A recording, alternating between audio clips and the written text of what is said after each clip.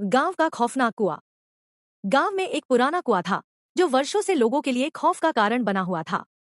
यह कुआं गांव के बीचों बीच स्थित था और चारों ओर से सूखे पेड़ थे। गांव वाले इसे खौफनाक कुआं कहते थे। लोग कहते थे कि इस कुएं में एक अदृश्य शक्ति है जो रात होते ही जाग उठती है। गांव के लोग अक्सर इस कुएं से पानी लेने से कतराते थे। बुजुर्गों का कहना था कि कुएं के नीचे एक आत्मा बसी हुई है जिसने एक बार पानी पीने आए एक युवक को अपने साथ खींच लिया था।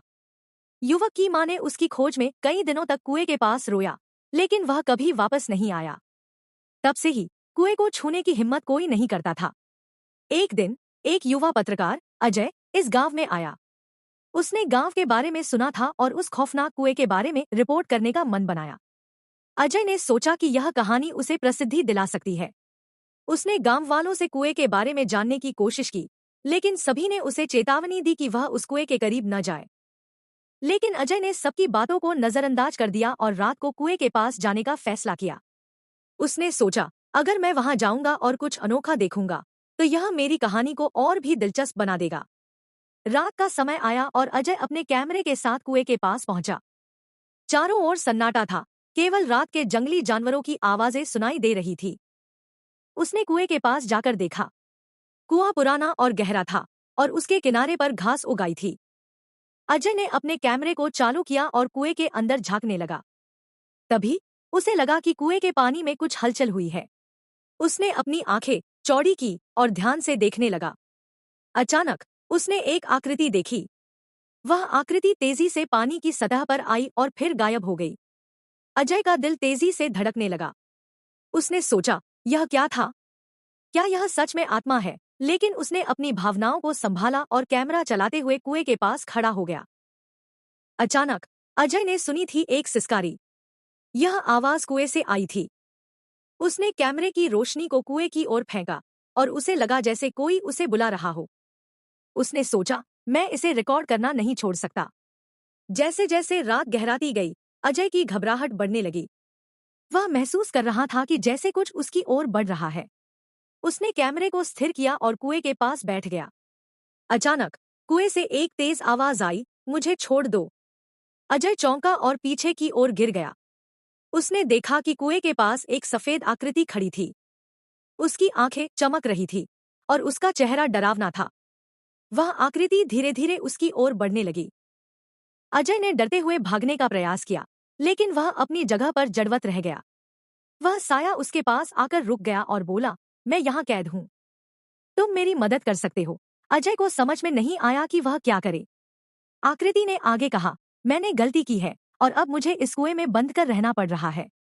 मुझे शांति चाहिए। अजय ने हिम्मत जुटाई और पूछा, तुम कौन हो? आकृति ने कहा, मैं साक्षी हूँ। मैंने एक बार इस कुएं से पानी पीने की कोशिश की थी, लेकिन मुझे इसने पकड़ लिया। अब मैं यहाँ फंसी हुई हूँ। साक्षी ने अजय को अपनी कहानी सुनाई। उसने बताया, मैं एक बार अपने परिवार के साथ यहाँ आई थी। मेरे परिवार ने इस कुएं से पानी लिया, लेकिन जैसे ही मैंने पानी पीने की कोशिश की, मुझे खींच लिया गया।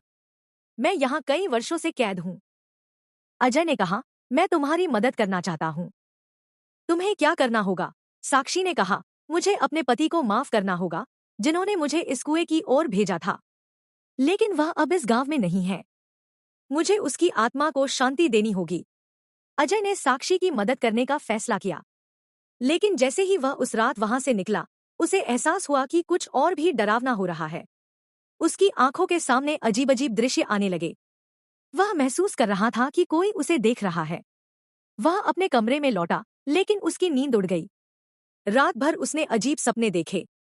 उसे बार बार साक्षी का चेहरा दिखाई देता था, जो मदद की गुहार लगा रही थी। अजय ने अगले दिन गांव वालों से फिर से बात की। उसने उनसे साक्षी के पति के बारे में जानने की कोशिश की। एक बुजुर्ग ने कहा, वह आदमी कई साल पहले गांव छोड़कर चला गया था। उसे एक नई जिंदगी की तलाश थी, लेकिन उसकी आत्मा को शांति नहीं मिली। अजय ने तय किया कि वह साक्षी के पति की तलाश में जाएगा। उसने गांव के आसपास के इलाकों की खोज शुरू की। एक दिन अजय को एक ऐसे व्यक्ति का पता चला जो साक्षी के पति के बारे में जानता था। वह व्यक्ति उसे एक छोटे से गांव में ले गया, जहां साक्षी का पति रमेश रह रहा था। जब अजय ने रमेश से बात की, तो उसने कहा, मैंने जो किया उसके लिए मुझे खेद है। मैं साक्षी को बचाना चाहता था, लेकिन मैं असफल रहा। अब मैं उसके बदले के डर से जी रहा हूँ। अजय ने कहा, तुम्हें साक्षी की आत्मा को शांति देनी होगी। रमेश ने अजय के साथ गांव लौटने का फैसला किया। उन्होंने मिलकर एक पूजा का आयोजन किया, जिसमें गांव वालों को भी शामिल किया गया। पूजा के दौरान रमेश ने साक्षी की आत्मा को माफी मांगते हुए कहा, मुझे खेद है कि मैंने तुम्हें खो दिया। तुम्हारी आत्मा को शांति मिलनी चाहिए। पूजा के बाद अचानक कुएं से एक तेज आवाज आई। साक्षी की आत्मा वहां प्रकट हुई और बोली, अब मैं शांति पा गई हूँ। सभी लोग यह देखकर हैरान रह गए। रमेश ने साक्षी की आत्मा को देखने के बाद कहा, मैंने तुम्हारे लिए सब कुछ किया और मैं तुम्हारे लिए हमेशा खेद महसूस करूंगा। साक्षी ने कहा, मैं तुम्हें माफ करती हूँ। अब मैं शांति से जा सकती हूँ। अचानक कुएं के पानी में हलचल होने लगी और साक्षी की आत्मा धीरे धीरे गायब हो गई।